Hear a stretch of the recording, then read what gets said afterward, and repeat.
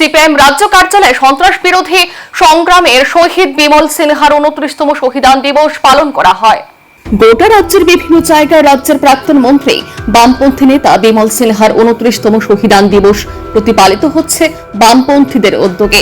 একই রকম ভাবে মেলার মাঠে অবস্থিত দলের প্রধান কার্যালয়ে রাজ্যের প্রাক্তন মন্ত্রীর প্রতিকৃতিতে ফুলমালা দিয়ে শ্রদ্ধাঞ্জলি অর্পণ করেন বিভিন্ন স্তরের বামপন্থী নেতা এবং কর্মীরা। এই কর্মসূচিতে সিপিআইএম দল তথা বামপন্থীদের অন্যতম শীর্ষ নেতৃত্ব শঙ্কর প্রসাদ দত্ত, নারায়ণ কর প্রমুখ উপস্থিত ছিলেন।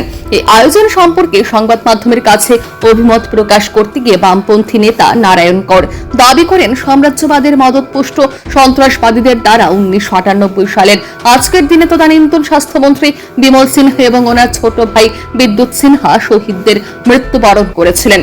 সুরেকর আরো দাবি করেন, ত্রিপুরা রাজ্যে সন্ত্রাসবাদ মুক্ত পরিবেশ তৈরি করার ক্ষেত্রে অগণিত বামপন্থী নেতাকর্মীরা আত্মবলিদান দিয়েছিলেন। তাদের মধ্যে অন্যতম বিমল সিনহা বলে দাবি আজকের কর্মসূচি থেকে।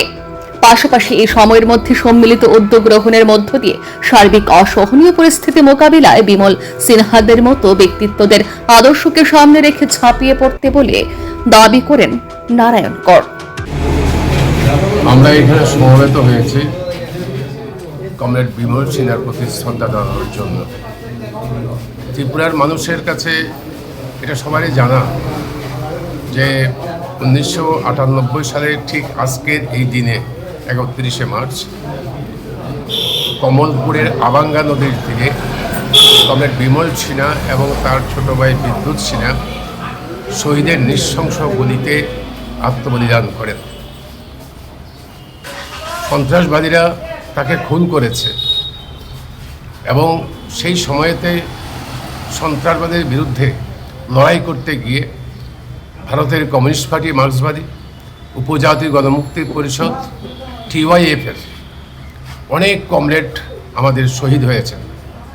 সাম্রাজ্যবাদের মদতপুষ্ট সন্ত্রাসবাদীরা উপজাতি এলাকায় সিপিএমকে নির্মূল করার স্বপ্ন নিয়ে, 7 বোনের ট্রাইবেল রাজ্য গঠন করার স্বপ্ন নিয়ে আমাদের রাজ্যে সন্ত্রাসবাদ কায়েম করে।